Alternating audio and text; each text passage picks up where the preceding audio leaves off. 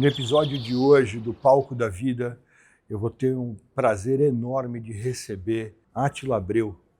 Átila, muito bem-vindo, muito obrigado por ter aceitado o nosso convite de bater esse papo. Bom, o prazer é todo meu aqui, é um privilégio estar falando com vocês, que fazem parte da minha história, né?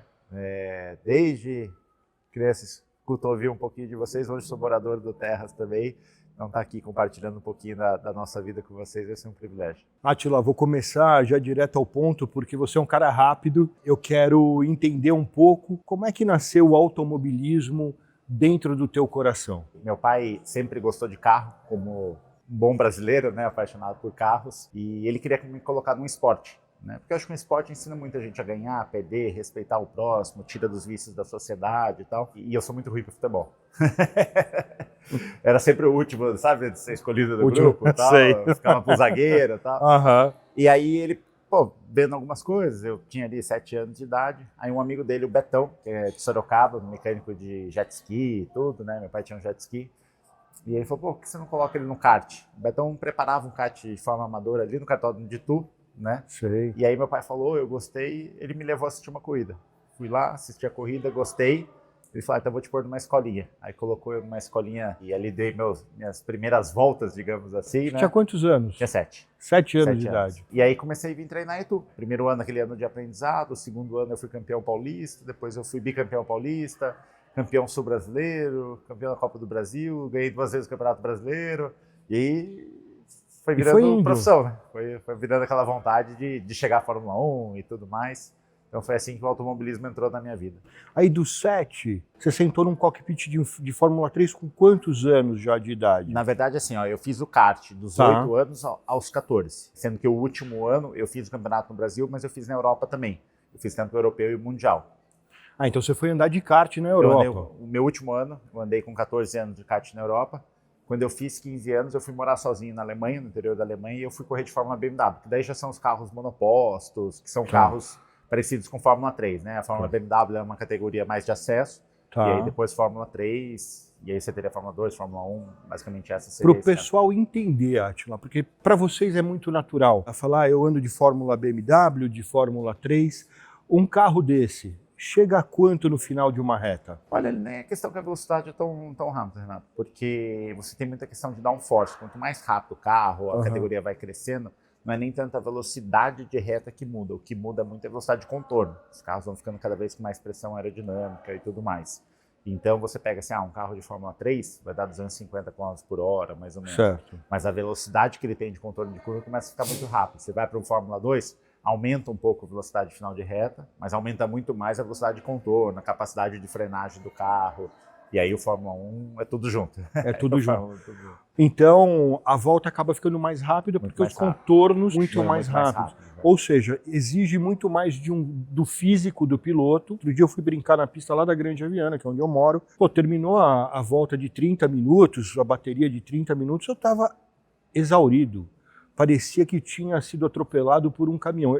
E depois eu tive dores no corpo. Olha, eu vou te falar que, na verdade, assim, o kart cansa muito. Tanto que a maioria dos pilotos, né, usam o kart para treinar. Né? Você fala assim, o cara que corre de Fórmula 1, ele usa o kart para treinar. O cara que corre de Stock Car, usa o kart para treinar. O de Fórmula 3, usa o kart para treinar. Né?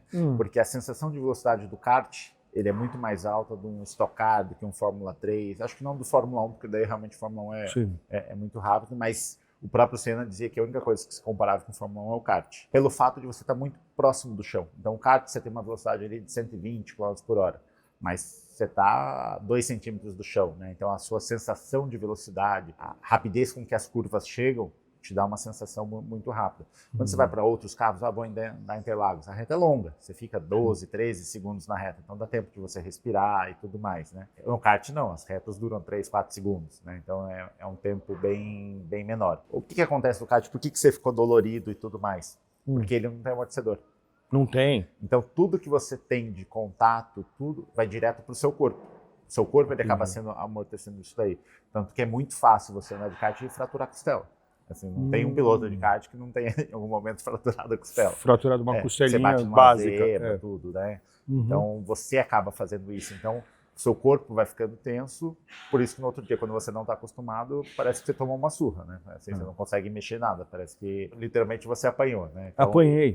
Às vezes quando a gente começa muito na temporada de estocar, muita corrida, aí diminui os treinos de kart. Então eu faço um treino mais de kart, mais intenso, entre uma temporada e outra. E aí quando você volta, você fica muito tempo, eu sinto a mesma coisa. É impressionante, assim. Você fica um tempo sem andar, você vai andar, você fica totalmente dolorido. E eu vi que não tem respiro dentro do carro. Qual é a temperatura que chega dentro de um estoque?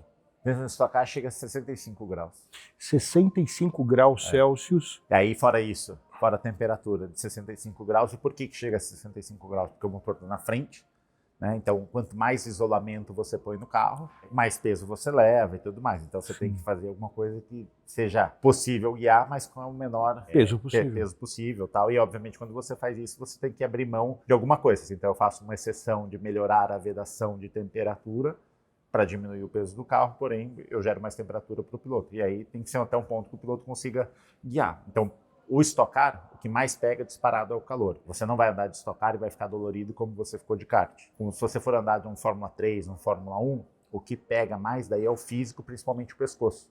Tá. Porque como as curvas são muito rápidas, você tem muita força G, quando você vira, o pescoço quer ir para o outro lado. E aí o piloto começa a segurar. Se você não está preparado para isso, chega uma hora que o pescoço cai e aí você vai perder rendimento automaticamente, porque você começa a ter que fazer muita força, aquilo começa a doer. Então, cada modalidade, apesar de tudo ser carro de corrida, tem o seu ponto específico. Então, o Stock Car não vai pegar tanto o pescoço.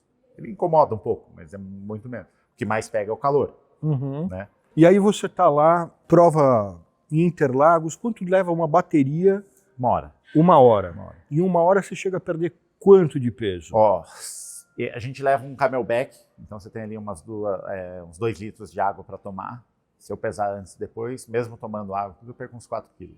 Você sai com 4 quilos a menos de dentro do carro. Já chegou a ponto de quase desmaiar? Eu tenho uma história curiosa, porque quando eu estreiei na Stock Car, eu estava um tempo sem andar, eu era bem jovem, estava com 20 anos, e o pessoal falou assim para mim, a Stock Car é muito quente e tal. E eu nunca tinha passado uma sensação de calor num carro de corrida, porque eu sempre andei ou kart ou Fórmula, então eram carros abertos, né? E eu achei aquilo meio estranho, né? E eu fui para minha primeira corrida, foi na Argentina e estava chovendo. Então, assim, não foi uma prova, era um circuito oval, sabe? Não foi uma prova que cansou e tal. E eu lembro que eu saí de lá e falei, nossa, esse pessoal tá tudo meio chorando, né? Meio reclamando, meio fresco, assim, porque isso aqui não é quente. Sim. Fui para minha segunda corrida, Rio de Janeiro, 40 graus. Na metade da corrida eu queria parar. A vista começou a ficar turva, você ficava preto. E é muito engraçado, porque eu nunca tinha passado um calor desse na minha vida. E aí, o que acontece com o calor? Você começa a perder concentração, porque o calor começa a te incomodar, né? O ar que entra, você até tem uma naca do lado, assim, muito pequena. Mas o ar que entra começa a vir quente, porque do lado de fora está quente, o ar passa ali pelo sistema de freio, de roda, então ele já está poluído com o ar quente, né? Você nem consegue deixar virado pro rosto. E aquilo começa a te incomodar. E aí você começa a perder concentração, começa a errar. Então, nesse dia, aí eu falei, realmente é quente, aí eu tive a noção. E aí eu comecei a me preparar para isso. E aí tem várias maneiras, né? Fazer sauna, treinar dentro da sauna de moletom, fazer exercício físico, pedalar, correr na hora do almoço, vestido com uma roupa mais pesada. O próprio Ingo Hoffmann sempre falou assim, ele fazia tiros, né? Ia fazer conta de matemática depois. Descia da esteira e fazia conta de matemática para aprender a raciocinar numa situação meio de estresse, né? E como é que é? Isso é uma curiosidade, que eu não sei se é do grande público, mas é uma curiosidade muito minha. Como que é o dia a dia de um piloto de alta performance, que é o teu caso? Na verdade, minha semana acho que não tem nada de tão difícil, né? É basicamente você se programar para isso. Então eu gosto de fazer academia aeróbico de manhã, aí eu venho para a empresa aqui e tudo mais, e no final do dia eu faço musculação. Então eu acabo fazendo 2 treinos diário. Você tem eventualmente os treinos de kart, porque a gente não pode treinar com os carros de corrida, é proibido por regulamento. Não sabia então, disso. Assim, eu só vou para andar no carro na semana da corrida. Uma questão de custo, né? Se você tem uma equipe que tem muito mais patrocínio, tem um recurso financeiro disponível bem maior que o outro, ela acaba tendo uma vantagem. Então os motores são lacrados, a quantidade de pneus também, tudo. Então você acaba treinando com outros carros, às vezes correndo em outras categorias para estar sempre em atividade. E aí você anda lá por Itu mesmo? Assim. Geralmente é Itu ou Interlagos, Aldeia da Serra, que é basicamente o meu ciclo, né? São as pistas.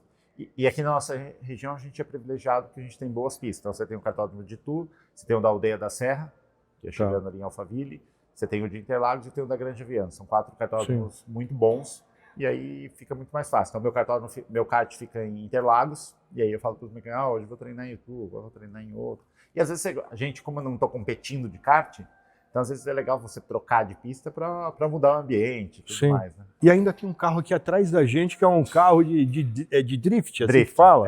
eu nunca competi de drift, falar assim, disputei uma etapa, um campeonato, e para que eu comprei ele? Porque eu tenho 2 carros de drift. Primeiro que para treinar reflexo, então assim, te ajuda a aprender a andar com o carro de lado, saber o quanto o carro pode escorregar sem você perder o controle dele, tudo. Então é uma experiência, né? Isso te ajuda em algumas situações. E outra muito para fazer evento. Então, além do lado piloto de correr e competir, eu faço muito eventos corporativos e tudo mais. Então acaba que as pessoas gostam de ter experiência, e aqui dentro do empreendimento a gente montou uma pista de drift também, então dá para treinar e fazer evento ao mesmo tempo. Fazer evento ao mesmo tempo. Para o pessoal que não sabe, a gente está aqui num espaço que a gente é o Bandeiras, é o Centro Empresarial Bandeiras, que é um espaço do Átila, que é um dos lugares mais fantásticos que eu já conheci. A primeira vez que eu vim aqui bater um papo com o Átila, eu fiquei encantado com todo esse empreendimento. É um espaço que te entrega tudo. Você tem sala de plenária, você tem a experiência de poder estar envolvido com toda a história automobilística que o Átila disponibilizou nas paredes, com capacetes, macacões, enfim. É um lugar fantástico para quem não conhece, depois entra no Instagram. Qual que é o Instagram aqui do Espaço Bandeiras? Bandeiras Empresarial. Bandeiras e a gente tem da equipe também, que é a Escuderia Bandeiras. Escuderia Bandeiras. E tudo acontece aqui nesse espaço, que é um lugar realmente fora da curva, maravilhoso. Então, para você que está querendo fazer um evento, alguma coisa, você que é empresário e quer ter uma experiência diferente, esse lugar aqui realmente mexeu com o meu coração. Eu realmente vi muita inspiração, muito cuidado em tudo que eu olhei. Hoje eu estou vendo na tua camisa que você tem Petronas, você tem Sherry Williams, Bonder, Oakberry, enfim. Se esse pessoal quiser vir fazer um evento aqui com vocês, como é que funciona um evento? Porque agora eu estou falando do lado empresarial do Átila, que você tem que ficar virando chave, né? Eu sempre tive muito, Renato, assim, na minha carreira dentro do automobilismo, muita preocupação com os parceiros. Às vezes a gente tende a confundir um pouco as coisas. Eu corro desde que eu sou criança, desde os 7 anos, vivo isso minha vida inteira. Então, é o que eu gosto de fazer, é minha paixão, mas é também minha profissão. E às vezes as pessoas, eu preciso arrumar patrocinador, alguma coisa para mim poder correr, né, e ganhar meu dinheiro e tal. Só que você tem que pensar muito do lado do outro lado da mesa, né? Como que a pessoa vai ver, né? E por que uma empresa patrocina algum piloto, alguma categoria e tudo mais? Porque basicamente se trata de negócio. Se trata de business, né? Então ninguém patrocina porque eu gosto do cara, alguma coisa assim. Não, você vai patrocinar se aquilo te trazer algum resultado. Então eu sempre tive muito essa visão de negócio, né? Então tudo que eu fui criando durante a minha carreira, de que maneira eu consigo agregar valor para o meu parceiro, né? E aí isso foi me permitindo criar ferramentas, estruturas para a gente ter o que tem hoje. Estamos sempre em evolução, tem que sempre estar melhorando. Então, hoje aqui, o que a gente tem? A gente tem uma plenária para 300 pessoas, que está aqui o nosso fundo. A gente tem cowork temático, tem a pista de drift, eu tenho uma carreta que eu faço camarote para os patrocinadores, tenho a própria equipe, eu tenho 6 carros de exposição, eu tenho um carro de volta rápida, que é um estocar de 2 lugares. Então, vou tendo inúmeras ferramentas para, de alguma maneira, conseguir atender todos os parceiros. A gente fez aqui recentemente a convenção da Petronas, né, que é o meu principal patrocinador. A gente fez uma reunião gerencial da Sherry Williams, de todo C-level da empresa, de estratégias e tudo mais. Teve uma reunião também da Manco, que é outro parceiro nosso. Então a gente tem trabalhado muito para que as pessoas também se desconectem dos grandes centros, né, que fica aquele ambiente só de escritório e tudo mais, e venham conhecer, porque aqui a gente tem todos esses passos que eu te falei, tem a equipe também, então você consegue trabalhar de uma outra maneira, você consegue fazer tudo aqui dentro sem precisar sair. A gente tem alguns karts que a gente faz um evento na pista de drift também. Então a gente vai criando ferramentas para que a gente tenha todo um ecossistema que atenda às demandas. Porque cada empresa, cada parceiro tem a sua demanda. Cada um faz um evento de um jeito, um é para 300 pessoas, outro é para 50, e a gente tem que tentar ir se adaptando para atender todo mundo e para que isso seja uma parte da entrega do patrocínio, né? Porque no meio de competição é muito difícil chegar para você e prometer resultado, né? Eu corro contra 30 pilotos. E só tem craque. Só tem fera, né? Hoje você tem Elinho Castro Neves, Rubens Barrichello. O Elinho tá O Elinho tá no Stock Car, estreou esse ano. Não sabia. Aqui. Ele veio também. Então você tem... Multicampeão da Indy. Sim, Indy 500 e tudo mais. Você tem o Ricardo Zonta. Que foi Fórmula 1 também. Então, o próprio Nelsinho, que foi Fórmula 1. Nelsinho. Então, assim, você tem inúmeros... ex-pilotos de Fórmula 1 e grandes pilotos que fizeram a categoria. Então você está competindo contra os melhores do Brasil, literalmente. Então não tem como eu te prometer resultado. Eu posso te prometer que eu vou fazer o melhor possível. Mas eu posso estar largando em primeiro e o carro não pegar. Sim, lá, você carro, depende de um equipamento, lógico. Né? Então eu tenho que fazer tudo para te dar o retorno antes de ocorrer. Sim. Porque a corrida ela tem que ser a cereja do bolo. O pessoal pensa muito nisso. Eu sou um cara de marketing, é o que eu gosto e eu acredito muito nesse marketing de relacionamento. Eu acho que por mais que a gente tenha inteligência artificial, que o relacionamento ele nunca vai ser superado, né? O bom papo, a boa amizade, eu acho que você está perto de gente bacana, eu acho que isso é insuperável. Então o que eu sinto é que você entrega muito isso para o teu patrocinador. É esse marketing de relacionamento, é estar junto. Fala, ó, não importa o que, a gente está junto. Você traz ele para dentro do teu espaço, você traz ele, isso aqui é a tua casa. Eu acho isso muito legal, realmente foi o sentimento que eu tive, né, de falar, poxa, que espaço bem pensado. Mas não foi sempre esse o ramo empresarial. Vocês deram uma guinada para o real estate. O teu pai, o seu João, se eu não me engano, ele era representante comercial. Meu pai veio de uma família muito humilde, tudo, e começou a vida como representante comercial, né, vendendo roupas no Brás e tudo mais, estado inteiro de São Paulo. E aí foi tendo sucesso, foi crescendo, né, dentro da vida empresarial dele, até que um dia ele ajudou um cara que hoje montou um grande negócio e o cara falou assim, por que você não monta uma empresa? Ele falou, pô, mas eu não tenho nada de produção. E o cara tinha uma confecção. Ele falou, eu te ensino. E aí foi ensinando ele e chegou um momento que ele abriu mão da representação e montou a própria empresa. A gente morava numa chácara em Araçoiaba da Serra. Vocês são aqui da região. Ele vendeu os cavalos, tudo, na cocheira começou a guardar tecido e tudo mais. E aí eu era bem pequenininho. E aí começou a montar a Joy, era uma confecção, e a Joy foi crescendo, depois obviamente saiu da chácara, depois foi para um outro prédio e tal. E chegou um momento que a gente ficou ou ficava muito grande, ou tinha que dar um passo para trás, sabe? A gente estava num sistema operacional ali que estava patinando. O ramo estava mudando um pouco, passando por algumas transformações, não tinha muita sucessão, eu estava sempre com esse negócio de automobilismo e tudo mais, né? Então a gente tomou a decisão de que deveria sair do ramo. E aí a gente começou a procurar ver se tinha um comprador, não achamos assim não saiu o negócio, falamos com alguns grupos, não saiu o negócio, até que eu já correndo de Stock Car, consegui o patrocínio do grupo Morena Rosa, do Cianorte, e eles estavam lançando uma marca masculina de roupa, então eu consegui o patrocínio deles. E aí eles foram na corrida, meus pais também foram também, e aí saímos para jantar, a gente vendeu a confecção para eles. Olha só, é marketing de relacionamento, tá vendo? Então, exatamente o que a gente estava falando. E aí quando a gente fez isso, a gente também tomou essa decisão assim, de vamos sair desse segmento, foi porque sempre meu pai foi investindo em real estate, né? Quando tinha confecção. Então o primeiro galpão que a gente teve, depois a gente trocou de espaço, ele continuou alugando, foi fazendo alguns outros imóveis e tal. E chegou um momento, quando a gente conseguiu tomar essa decisão, foi porque o real estate já pagava as despesas mensais. Eu já dava para viver daquilo, assim, não dava para ter muita coisa, mas pagava as contas. Então deu para tomar a decisão de falar assim, vamos mudar. E aí quando vendeu a confecção, a gente conseguiu investir e dedicar mais tempo à questão do real estate, que hoje é o Bandeiras Centro Empresarial, que é o nosso principal negócio. A gente tem outro, mas é o principal negócio. E só aqui no Bandeiras, a gente está falando em quantos inquilinos? Hoje aqui dentro do Bandeiras, a gente está no centro, no coração, a gente está a 300 metros da prefeitura e tal. Aqui é Votorantim, mas eu estou a 500 metros da divisa com Sorocaba, né, do bairro Campolim, que é o principal bairro. Estou a menos de 1 quilômetro do Shopping Guatemi e tal. Então o Bandeiras hoje está numa área de 90 mil metros quadrados, com 40 mil metros de área construída. A gente está quase, bate esse meio daqui 200 empresas. 200 empresas aqui dentro. E tem 1.600 colaboradores. 1.600. E as empresas que aqui estão têm o faturamento de 1 bi. De 1 bi já, só aqui dentro do espaço do Bandeiras. Isso. O que te deu na cabeça, com 37 anos, de falar, poxa, escolhi o Terras de São José 2? Olha, foram inúmeros fatores. Eu acho que o primeiro é a questão da localização. A Renata tem uma vida, como ela é apresentadora da Band, ela faz o programa ao vivo todo dia. Então ela tem que estar durante a semana em São Paulo. Então seria um local que ela pudesse se deslocar com facilidade, perto de São Paulo e tudo mais. Então a gente começou, eu sou de Sorocaba, né? Eu nasci em Sorocaba, tudo.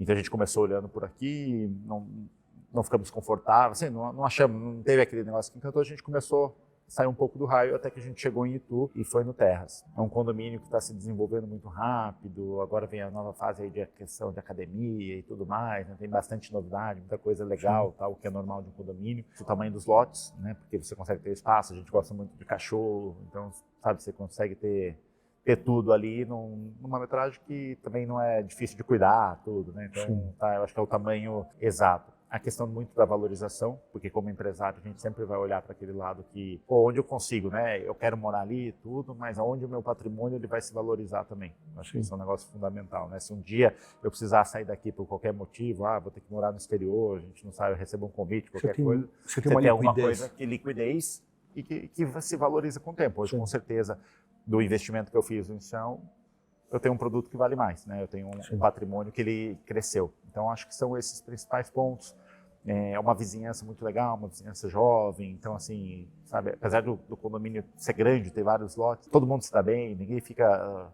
Tem muito mimimi lá, né? Ninguém fica no saco de ninguém, sabe? Todo mundo se respeita. Um quer fazer tal coisa, um quer fazer outro e todo mundo vive bem. Eu moro sozinho, né? Então, eu, durante a semana, por estar mais próximo, eu acabei saindo de Sorocaba, eu morava em Sorocaba, eu fui morar lá também. Então, eu faço esse deslocamento diário. Então, você tem um restaurante que funciona, você não quer fazer nada em casa, você consegue comer no restaurante. Então, acho que essa praticidade, estar muito próximo de São Paulo, tudo foi uma soma de fatores que nos fez escolher o Terras 2. O que me impressiona, dentre tantas coisas, é essa velocidade de em 18 anos você ter conquistado tantas frentes. Em 18 anos você construiu uma trajetória empresarial fantástica. Como é que é a vida de um menino de 15 anos que chega na Alemanha, sozinho? Uma língua difícil, um país com costumes diferentes. Como é que foi isso? Quando eu fui com 15 anos, então eu larguei os estudos aqui, eu tinha terminado o primeiro colegial, tudo, e basicamente você roda muito lá. Então eu morava na Alemanha, mas eu viajava muito a Europa inteira com as corridas e tal. E eu fui correr numa equipe muito pequena. A cidade que eu morava dentro da oficina no primeiro ano. Então os carros ficavam embaixo, eu morava no andar de cima. Então eu via os carros e tudo mais. E eu fui numa época que a internet era discada. Nossa. ICQ, MSN, lembra? Lembro, você lembra. Então você não tinha o contato que você tem hoje, né? Era difícil, assim, pô, se eu quisesse conversar com o pessoal aqui, eu precisava ficar até mais tarde por causa de fuso horário e tal. Nem sempre conseguia. Então, assim, durante a semana eu tava lá com os mecânicos e tudo mais, mas chegava no final de semana, cara, ficava abandonado numa cidade de 2.500 habitantes, você morava. Tipo, ninguém. Eu saía para correr em volta da cidade, eu fazia em 15 minutos. No começo foi muito estranho, mas também me ajudou muito, assim, como pessoa, sabe? Mas batia uma solidão? Não muito, assim, sabe? Nesse ponto, meu pai me ajudou muito. Na época, eu não entendia, hoje eu entendo. Ele sempre falava assim, ele me ligava assim, falava assim, pô, tem tal tênis aí pra comprar? Tem alguma, sabe? Sempre aparecia com alguma coisa assim que precisava. E aí eu falava, vou ver. E aí me obrigava no final de semana a ir pra uma cidade grande, tipo Frankfurt, ficava 200 quilômetros de onde eu morava. Aí, pô, eu tinha que sair, pegar trem, então me obrigava a sair daquela cidade. Eu sempre, final de semana, eu tava em algum lugar, não tava na oficina, né? Então, mas ele fala hoje que ele fez de propósito pra, tipo... Por conta do teu psicológico. Pra me obrigar, tipo, fazer alguma coisa, sabe? Daí eu comecei a conhecer outras pessoas. O próprio Nelsinho Piquet eu conheci lá. Então, você conheceu o Nelsinho lá? De vez em quando eu ia assistir a corrida dele, ia pra Inglaterra, ele estava morando na Inglaterra. Então você acabava fazendo amizade, conhecia uns outros pilotos que moravam na Suíça, sabe? Então você começava também a se conectar nos finais de semana que estava sozinho e tal. E fora os finais de semana eu viajava bastante, né? E aí cada ano, eu morei 3 anos na Alemanha, cada ano eu morei numa cidade. Cada ano eu corri numa categoria ou numa equipe diferente, né? Então isso me ajudou também a circular bastante. O fato de eu não ter carro, não ser maior de idade, dificultava um pouquinho, mas assim, por outro lado, te aprende muito a viver, a se virar, sabe? Assim, tipo, tem que aprender a cozinhar, aprender a lavar roupa com 15 anos, sabe? Coisas que geralmente as crianças da nossa idade não fazem. Não fazem. Não tem. Então eu lembro assim de uma passagem que eu peguei um trem, eu tinha ido tipo, uma das cidades grandes, fazer alguma coisa e tal, e eu voltando dormindo no trem. E dormi e apaguei. Então eu cheguei na última estação, não falava alemão, assim, as palavras tal, não sei o quê. Desci de madrugada, que o cara me acordou para me tirar do trem, e eu falei, onde que eu tô? Não tinha um mapa de você olhar no GPS, assim, e saber a localização. Não tinha nada naquela época. Noção onde eu tava. Aí eu vi um orelhão, peguei e liguei pro meu pai, que aqui já era 10 da noite e tal. Meu pai falou assim pra mim, tá, mas onde você tá? Eu falei, putz, não sei, uma estação de trem que eu não tenho a mínima ideia, numa cidade. Ele falou, tem um banco aí? Eu falei, tem. Ele falou, deita aí, dorme, amanhã cedo você vê. Dormiu na praça. Aqui, no interior da Alemanha, dorme em algum lugar. É, amanhã cedo você resolve. Não era praça. Não tem mais trem pra voltar também, então. Aí você dormiu lá. Dormi na estação de trem. Hoje eu acho que o mundo está muito mais fácil, muito mais conectado. Uma pessoa hoje com 15 anos vai morar fora, é muito mais fácil. Você faz FaceTime com qualquer pessoa. Pega o celular e... Então fica muito mais tranquilo, né? Eu falava inglês mais ou menos, você estava aprendendo e tal, né? Comecei a aprender um pouco de alemão, mas eu falava com o pessoal que morava no interior. Então, nas cidades que eu morava, assim, geralmente o pessoal não falava inglês, sabe? Então, você tinha que meio que se virar no alemão, comecei a aprender, falar algumas palavras. Então, te dá uma noção de se virar, né? Muito. Acho que a questão da vida hoje é aprender a dar um jeito, a sair de uma situação complicada, né? E me confirma a informação para ver se ela está correta. Aos 20 anos, você consegue o seu primeiro patrocínio. Como é que foi isso? Isso daí só para falar, eu voltei, porque assim, fui correr de Fórmula BMW. Então, que eu saí do caixa, não corri de Fórmula BMW, fui vice-campeão alemão. O Vettel foi campeão, eu fui vice. Você correu com o Vettel? Corri com o Vettel. Entendi. Daí isso me permitiu fazer um teste para a Mercedes-Benz, que era eu e mais 17 pilotos, então eram 18 pilotos ao todo, onde eles iam testar como você dá entrevista, comportamento, velocidade, feedback para engenheiro e tal, porque eles teriam que escolher 3 pilotos, eles iam colocar cada piloto numa equipe, né, e patrocinar isso daí, porque eu não tinha condições assim de bancar realmente. Sim. Você tinha diferença do câmbio e tal. E os custos vai cada vez crescendo mais. E aí eu fui um dos escolhidos pela Mercedes, foi eu, Lewis Hamilton e o Paul de Resta. Então, nessa época, então se você corria com o Vettel, você corria com o... Corri com o Hamilton, com vários pilotos, tal, com o Sérgio Pérez, enfim. Essa turma que está aí hoje, você correu com ele. Boemi também. O ano que eu fui vice-campeão foi o Vettel, eu e o Sebastian Boemi, né? Eu terceiro lugar. Então, assim, corri com todo esse pessoal e eu estava no caminho certo. A questão é que eu sempre fui muito grande. Isso e eu fiz tratamento para parar de crescer. Você fez o inverso que todo mundo faz. Quando era garoto, mas não adiantou nada, que você tem uma Por isso que eu saí rápido do kart, porque aos 14 anos eu já era muito grande pro kart. Eu já era muito maior que todo mundo. Eu tenho 1,90 m. Sim. Eu ia ter na linha de crescimento 2,04 m. Nossa. Para o piloto, sim, realmente. Continuei alto. Sim. Mas salvou um pouquinho, né? E aí eu volto para o Brasil, porque daí eu comecei a não ser mais competitivo. Eu comecei a não ter banco no carro, então, tipo, de gerador. Você, quando vai ficando mais alto, o centro de gravidade muda. Então, começou a realmente me atrapalhar. Eu volto para o Brasil e não quero saber de automobilismo, porque minha cabeça, assim, o Hamilton já era piloto da McLaren, o Vettel já era piloto da BMW e tal, da Red Bull. Então eu sabia que estava no caminho certo. E aquilo para mim foi um choque grande, né? Imagino, poxa, é um soco no estômago. Então eu não quis saber mais de automobilismo, eu fiquei 2 anos fora. 2 anos sem correr, sem entrar no carro. Fui terminar a escola, voltei, fui fazer a escola, o que eu não tinha feito, começar a faculdade e tal. Aí que tá o Ingo Hoffmann para se aposentar. O Ingo começa a conversar comigo, vem correr de Stock Car. Aí tem o Djalma Fogaça, que é um piloto aqui da cidade também. O Djalma é daqui? O Djalma é daqui de Sorocaba. E me convenceram a ir treinar. Eu não queria mais saber de automobilismo e tal. Me convenceram, eu fui para Londrina, dar naqueles ômegas antigos e tal. Aqueles omegão. E voltei com um sorriso de orelha a orelha, né? E aí é isso. Eu estreio na Stock Car. Meu primeiro ano é o último ano do Ingo. Quando o Ingo se aposenta, ele me chama para andar no carro dele com os patrocinadores dele. E aí eu começo minha trajetória dentro da Stock Car. Caramba, então, foi assim que tudo aconteceu. Foi assim que eu entrei na você veio para a categoria através da mão do Ingo. Do Ingo e do Djalma Fogaça. E do Djalma Fogaça. Aí você teoricamente assumiu a posição do Ingo. Isso, depois ele virou meu chefe de equipe e eu corri com os patrocinadores dele.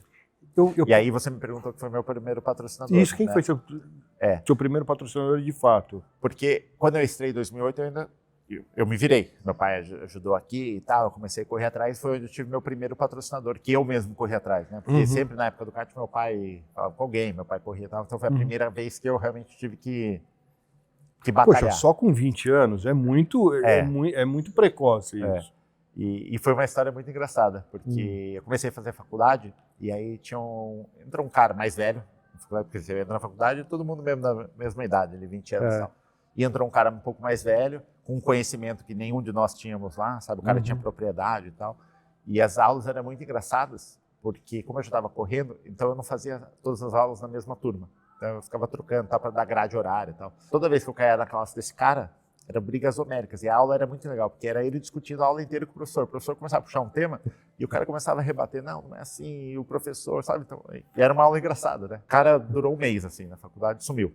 Eu nunca mais vi, né? Mas vocês ficaram próximos? Não, eu não sabia nem quem era o cara. Não sabia nem quem era. Né? Entendi. De vez em quando eu estava na sala dele e tal. E aí o Edson, que foi aquele cara que eu te falei que estava comigo no restaurante, ele trabalhava com a gente aqui. E ele falou, eu tenho um cara para te apresentar. Um cara que começou agora, crescer, a empresa do cara tá dando certo e tal, acho que faz sentido. E aí me levou nessa empresa, que era a OTG, uma empresa de tecnologia. E quando eu chego para reunião para falar com o dono, é o cara da minha sala, é o André Machado. Quando eu entrei, assim, eu comecei a dar risada. Ele falou, mas por que você tá dando risada? Eu falei, não, porque eu estava na sua classe e as aulas eram muito legais. Você sumiu, as aulas ficaram chatas agora, né? E aí meio que quebrou o gelo e tal, e ele foi meu primeiro patrocinador, André Machado. Era uma empresa de tecnologia, ele tem empresa até hoje, chama OTG, Open Technology Group, e ficou comigo há alguns anos, tudo. Depois ele alugou sala aqui no Bandeiras também, trouxe uma segunda empresa que ele estava montando, né? E acabou se tornando um grande amigo do pessoal, né? Então esse foi o meu primeiro patrocinador. E aí me ensinou muita coisa, né? Desde como trabalhar a captação, de entender o outro lado também. Depois a própria experiência com o Ingo me ajudou bastante também. E aí eu comecei a dar meus próprios passos, né? Poxa, que legal. Então, com 20 anos, Prodígio consegue o primeiro patrocínio, vem para uma categoria completamente diferente. Em 18 anos de trajetória, você transforma esse lugar num dos lugares mais legais, lógico, aí junto com a tua família, essa parte junto com a tua família, e namora há 17 anos. Eu vou ter que te perguntar isso, não vai ter jeito. Como é que vocês se conheceram? Eu tinha estreado a Stock Car, era meu primeiro ano, e eu confesso que eu não sou dos mais ligados no futebol, gosto, tudo e tal, mas nunca foi o meu esporte preferido e tal. E aí eu tô na recepção do hotel em Brasília, com o Edson, que era um cara que trabalhava com a gente aqui e tal. E aí passou uma loira no café da manhã, assim, me chamou a atenção, né? Aí eu falei pra ele, ó, que loirão ali, né? Aí ele falou, você não conhece e tal? Eu falei, não, quem é? Ele falou, Renata. Eu falei, por que eu deveria conhecer? Não, trabalha na TV e tal. Aí eu já dei um Google ali pra dar uma pesquisada e tal. E beleza, e foi aquilo ali. Daí eu vi ela na pista, porque eu não sabia, ela tava com uma roupa normal e tal. Aí estamos na corrida e eu vejo ela passando na visitação. E ela estava fazendo um trabalho para uma empresa que fornecia os pneus para estocar na época. E aí eu vi quem estava com ela, o pessoal da agência e tal, e eu conheci uma das meninas. Na outra etapa, eu falei, pô, eu vi lá aquela loira, não tem como você levar ela no meu box? Pô, a agenda...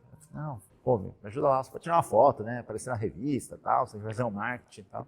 Ela falou, vou ver se eu consigo. E aí levou a Renata simplesmente para comentar, tirar foto, tal, conhecer ali a estrutura. A famosa decisão em frações de segundo. E ali eu tive 5 minutos para mostrar seu talento. Minhas credenciais. Funcionou? Funcionou. Que bacana. Aí peguei o telefone, começamos a conversar, tá? Deu no que deu. Deu no que deu, foi 17 anos. E aí tem uma história muito engraçada, que daí saímos, tal, não sei o quê. A gente estava no lugar lá e tinha jogo do Inter. Falei, vai ter jogo do Inter, então eu vou sair. Eu falei, assisto com você. Isso que você não manja nada de bola. Eu queria um tempo a mais ali para avançar, né? Sim. E aí, eu nem lembro. Se você perguntar para ela sabe, eu sou ruim de memória, assim, mas ela nem lembro o jogo de que era, mas era um jogo de Sul-Americana, Libertadores. Acho que era Libertadores. Jogo ruim. Joguinho aquele que dá sono. Primeiro tempo 0-0 nada, segundo tempo nada, 35 minutos do segundo tempo. Tá na hora, também tá chegando no meu limite, porque vai acabar o jogo, eu preciso... É a volta final. 40 minutos do segundo tempo, aí eu avancei, né? Avançou o sinal. Aí avancei, tá, dei o primeiro beijo, tô no meio do beijo, saiu o gol do Inter. Olha no meio só. do primeiro beijo, aí apaixonou, né? Apaixonou, nossa. Aí virei o amuleto da sorte. Eu acho que o pessoal do Inter tinha que fazer uma estátua para você lá. Tinha que fazer. Lá em Porto Alegre. Alegre. Ganhou o jogo e deu tudo certo. Aí começou a me convidar mais vezes para assistir os próximos jogos. Então foi assim que começou, graças ao Inter. Quão importante para o Átila Abreu, piloto, empresário, pai do Abel, a dona Alexandra e o seu João, quanta importância eles têm na tua história? Ele queria que eu terminasse em lágrimas aqui.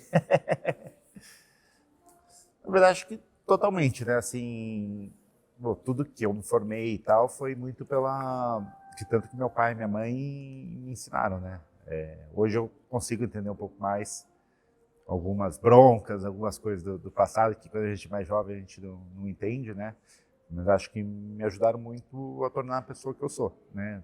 A enxergar o mundo como eu enxergo, tudo mais. Acho que os pais acabam muito, na maioria das vezes, sendo muito um reflexo pra gente. Sim. E eu tenho muita admiração pelo meu pai, né, da história dele, de onde ele veio, o que ele construiu, todas as dificuldades e tudo mais. Então, me espelho, escuto muito as opiniões dele, né? Sempre que vou tomar uma decisão assim, escuto, porque... Vai beber na água lá. Sei que tem muita experiência lá, tem uma vivência incrível, né? E é um ser humano maravilhoso. Todo mundo que se aproxima dele fica encantado. Minha mãe também, que sempre me apoiou desde o início, sabe? Eu sei o quanto às vezes é difícil para uma mãe ver o filho correndo, já teve acidente e aquilo, e sempre me apoiou, né? Nunca tentou mudar isso daí, então sempre foi aquela mãezona. Eu sou filho único dela, né?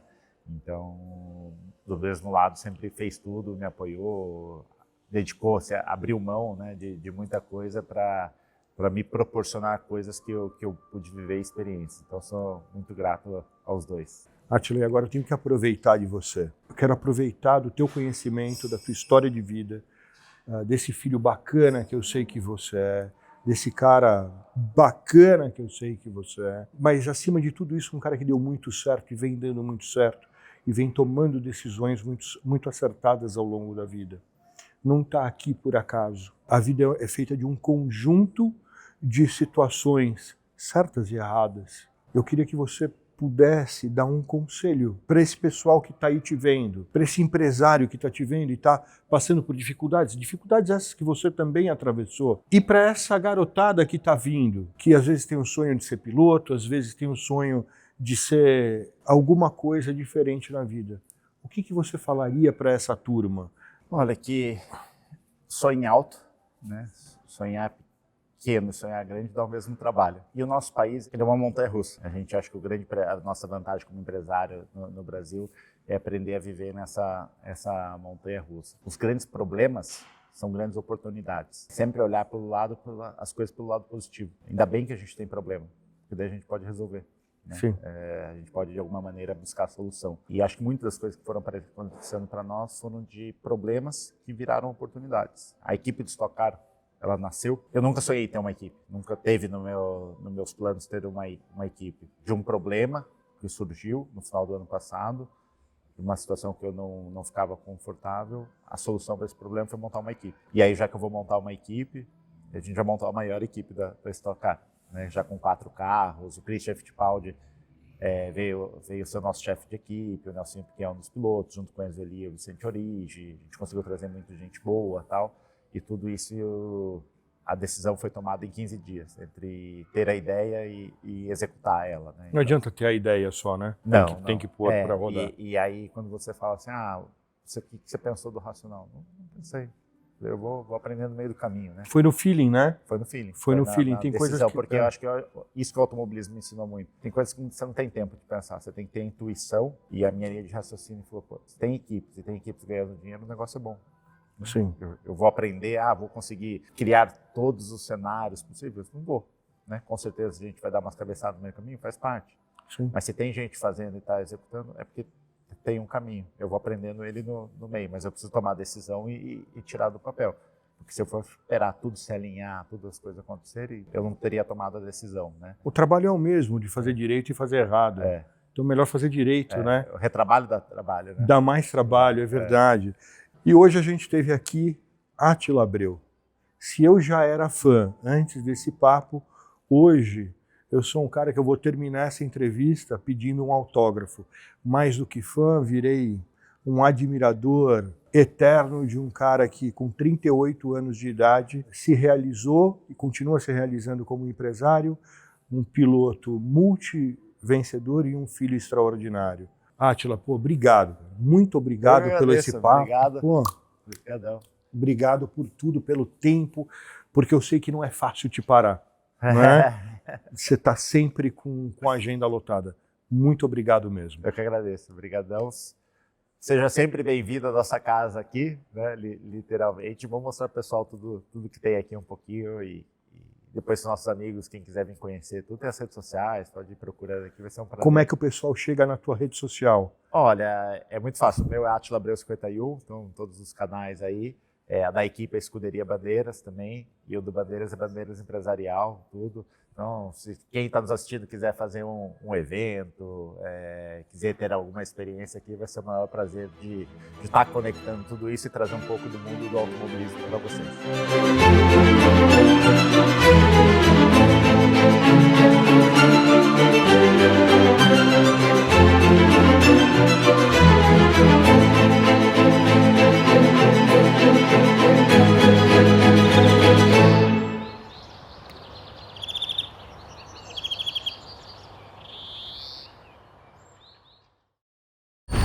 pergunta minha, por que 51? Tem uma... Mundial do Palmeiras. 51?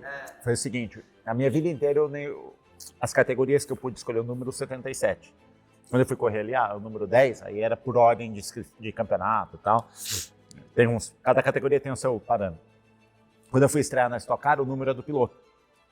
Então eu queria o 77. O 77 já era do Valdeno Brito, um piloto da Stock Car. Então eu tinha que escolher outro. Eu só poderia usar o dele se ele não corresse, tivesse disponível. E não foi o caso. E aí eu fiquei procurando dos números. Eu não tinha, assim... Até pensei o 32, que foi o meu primeiro kart que eu corri, nem sei porquê foi 32. Mas eu falei, putz, não, deixa eu procurar um número. E aí eu olhei de 1 a 100 os números disponíveis e não tinha nenhum que... Assim, que tipo, eu tinha, né? Não tinha apego a nenhuma numerologia e tal. 77 não dá pra fazer o contrário, nada, então... Aí, 51. Daí eu pensei comigo assim, falei, putz, esse é o número mais conhecido, por causa da cachaça. Sim. Né? Eu falei, putz, vai ser o número que talvez as pessoas fixem mais fácil por causa da cachaça e tal, e eu ainda posso conseguir um patrocínio.